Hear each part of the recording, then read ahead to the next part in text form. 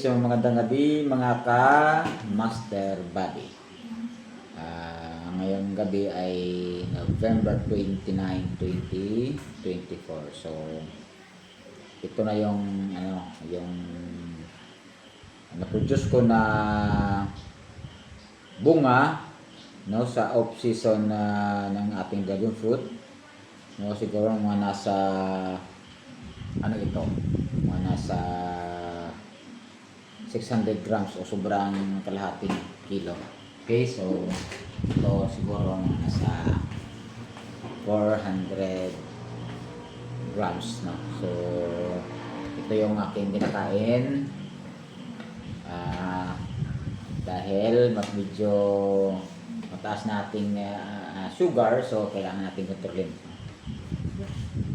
So ito lang yung kinakain ko sa gabi, ito yung gabi mga ka-Master Buddy. So kung may tanim kayo na dragon fruit sa inyong paligid, unlimited yung kain nyo ng dragon fruit kasi kayo yung nag-produce ng inyong kinakain. Ito yung okra, akin ito, product ng Master Buddy. Okay, so ganito lang mga ka-Master Buddy. Basic lang ako kain ng dragon fruit. So kung maghanap kayo ng dragon fruit ngayon sa market, wala kayong makikita. Kasi off season ngayon, no? Medyo mahal ngayon kung mayroon kayong na-produce na dragon fruit. So usually starting March, mayroon na yung lumalabas na na flower, no? Kasi medyo mahaba yung gabi pag start ng September, October, November, December, January, February at saka March. Sa March, start na yan, medyo umiiksi na yung gabi.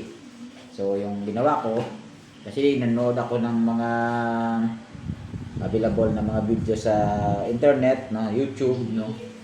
So nag-try ako na mag-produce ng dragon fruit using grow light, no? So ganito yung kinalabasan ng aking experiment, no, sa dragon fruit, off season dragon fruit. Okay, so siguro masarap to kasi organic yung yung pataba ko mga Master Buddy. Maka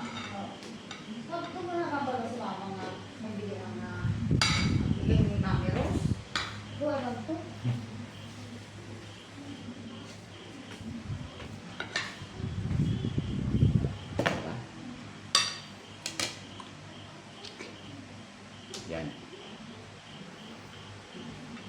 Sarap na ka-Master Buddy.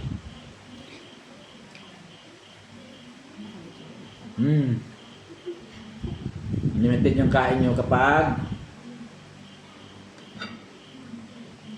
malaki yung tiyan. Kapag mag-reduce.